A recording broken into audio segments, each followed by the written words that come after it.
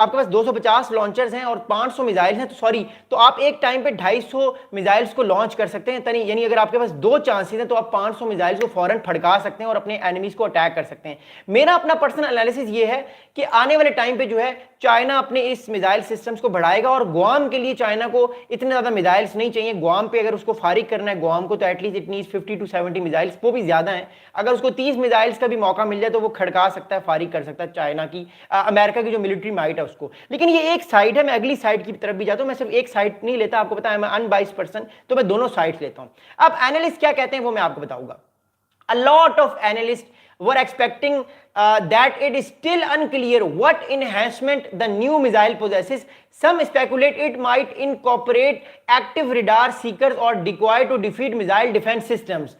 अब इसके बारे में बहुत सारे एनालिस्ट ये भी कह रहे हैं कि ये जो DF-25 है, ये जो नया मिसाइल सिस्टम है जिसको गॉम किलर भी कहते हैं, DF-26, sorry it is not DF-25, I have to correct myself, it is DF-26, जो कि गॉम किलर के नाम से है, इंटरकॉन्टिनेंटल मिसाइल सिस्टम। ये रिडार्स को भी इवेट कर सकता है, ये रिडार्स को भी मैनिपुलेट करके अपने स्ट्राइक प्रिसीशन कर सकता है। और आजकल हमने देखा है कि बहुत सारे नए मिसाइल्स आए हैं जो कि रिडार उनको पकड़ भी ले तो वो रिडार को पकड़ाई के बावजूद भी अपने आप को पेनिट्रेट करते रहते हैं, ऊपर नीचे होते रहते हैं, जिससे उनको पकड़ना इतना आसान नहीं होता। इसलिए क्रूज मिसाइल्स को पकड़ना बड़ा मुश्किल है, और आजकल बैलिस्टिक मिसाइल्स की जो नई टेक्नोलॉजी आई है उसको भी पकड़ना इतना आसान नहीं है। तो चाइना उस चीज में मास्टर है।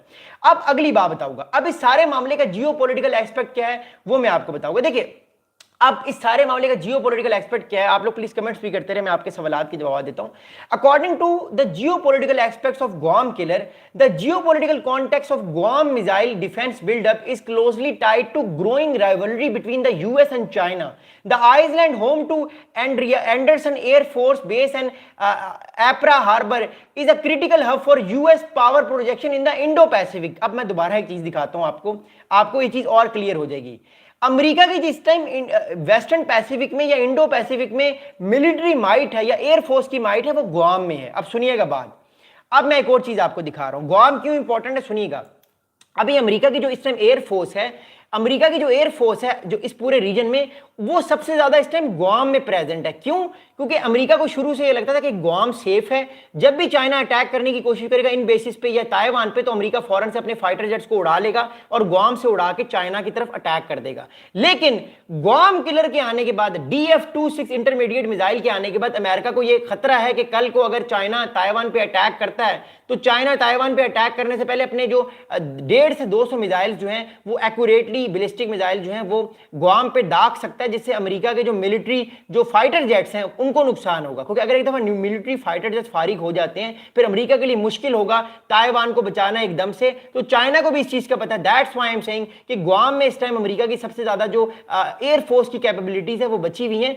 इन बाकी जितने भी जापान हो गया, साउथ कोरिया, ये आप देख रहे हैं, ये ईस्ट, ये भी यहाँ पे भी अमेरिका के बेसिस हैं, फिर फिलीपींस में, यहाँ पे इस टाइम अमेरिका की इतनी ज्यादा एयरफोर्स इस टाइम प्रेजेंट नहीं है। अमेरिका की जो मेजर एयरफोर्स है वो यहाँ पे प्रेजेंट है, जिसको उसने एंड्रियास एयर बेस का नाम दिया गया और एक हार्बर भी है। तो द थिंग इज दैट आने वाले टाइम पे अगर चाइना अटैक करेगा तो चाइना सबसे पहले अटैक गुआम पे करेगा, इसलिए उसने गुआम किलर का नाम इसको इसलिए दिया है ताकि कल को कोई प्रॉब्लम हो तो पहले वो गुआम को फारिग करे, उसके बाद बाकी अपना ताइवान का खाता खोल दे। ये एक इंपॉर्टेंट चीज है।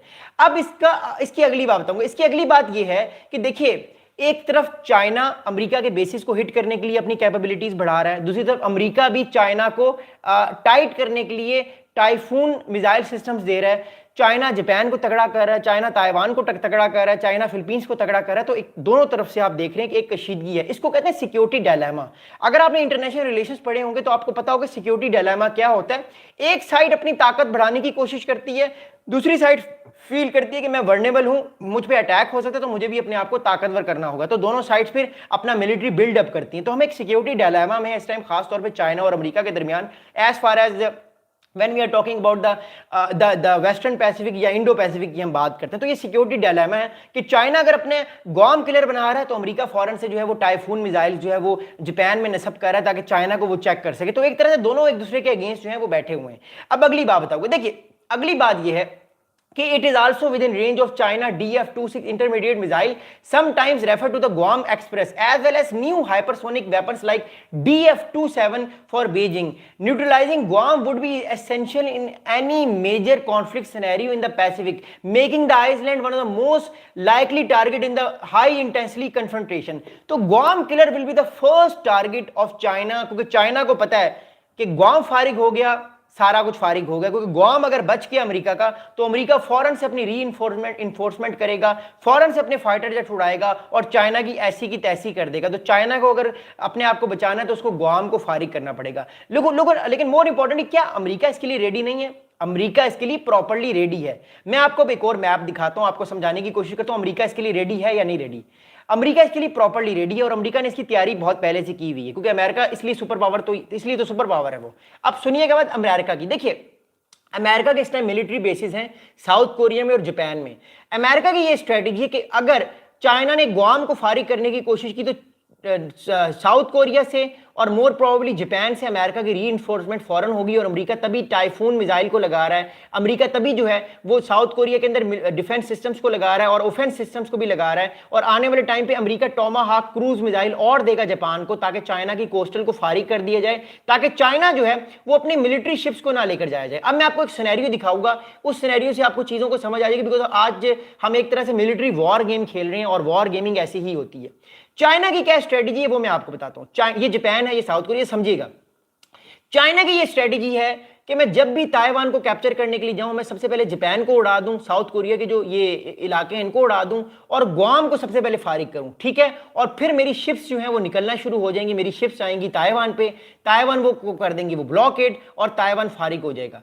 अमेरिका की स्ट्रेटेजी बड़ी डिफरेंट है। अमेरिका की स्ट्रेटेजी है कि ठीक हो गया, आप गुआम को फारिग कर दें, कोई मसला नहीं, आप अपनी शिप्स भी निकाल लें, लेकिन आप टाइफून का क्या करेंगे? टाइफून मिसाइल सिस्टम तो यहीं पे लगा हुआ है, मेरे बाकी मिसाइल सिस्टम तो यहां पे लगे, वो आपकी शिप्स को तबाह कर देंगे। तो it is going to be tit for tat movement. अगर 10,000 फौजी अमेरिका का मरता है तो 10,000 फौजी चाइना का भी मरेगा। It is going to be the 2-on-2 game party, जहां पे दोनों तरफ नुकसान होगा। अगर अमेरिका का नुकसान होगा तो फिर चाइना का भी नुकसान होगा, क्योंकि अमेरिका के भी मिलिट्री एसेट्स इस टाइम मूव हो गए। और ये जो टाइफून मिसाइल सिस्टम है ये ना सिर्फ जो है वो आपको नजर आएगा जापान में, ये टाइफून मिसाइल सिस्टम अब आप आने वाले टाइम पे आपको फिलीपींस में भी नजर आएगा। हो सकता है चाइना को प्रोवोक करने के लिए अमेरिका ताइवान के हवाले से भी कोई बयान दे दे आजकल में। एनीवेज मूविंग फॉरवर्ड, अब अगली बात याद रखिए, अगली बात क्या है? अब अगली बात ये है कि अमेरिका को अब पता है कि गुआम जो है वो अगला टारगेट है चाइना का, तो गुआम के डिफेंस के लिए क्या किया जाए? देखिए अमेरिका पिछले 70 साल से दुनिया की सुपर पावर ऐसे तो नहीं है, कोई फुदू तो नहीं है ना अमेरिका।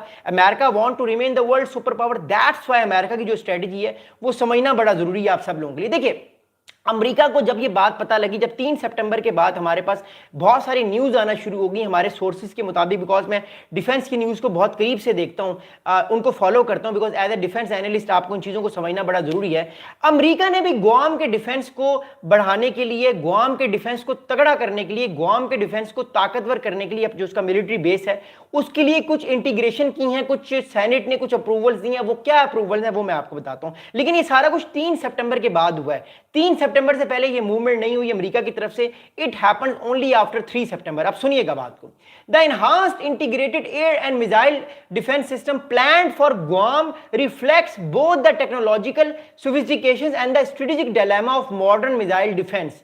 अब अमेरिका ने क्या किया? अमेरिका ने ये किया है कि उसने एक कंपनी है उसको कॉन्ट्रैक्ट दिया है कि देखिए हमें इस बात का पता लग चुका है कि चाइना ने गुआम किलर यानी DF-26 के नाम से एक इंटरमीडिएट बैलिस्टिक मिसाइल बना लिया है।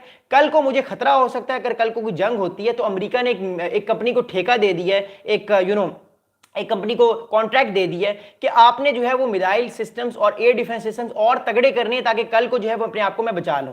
अगली बात सुनिएगा, अगली बात ये है कि it combines cutting edge interceptors and radars into a layers shield designed to counter a wide spread of threats, but it also raised questions about the infrastructure, logistics and local acceptance. Strategically it underscores Guam's central control of US military planning and the intensifying contest for dominance in the Indo-Pacific. अब इस बात को सुनिएगा, मैं आपको दोबारा map दिखा रहा हूं कि अमेरिका ने इसके जवाब में क्या किया। अब सुनिएगा बात को और देखिएगा।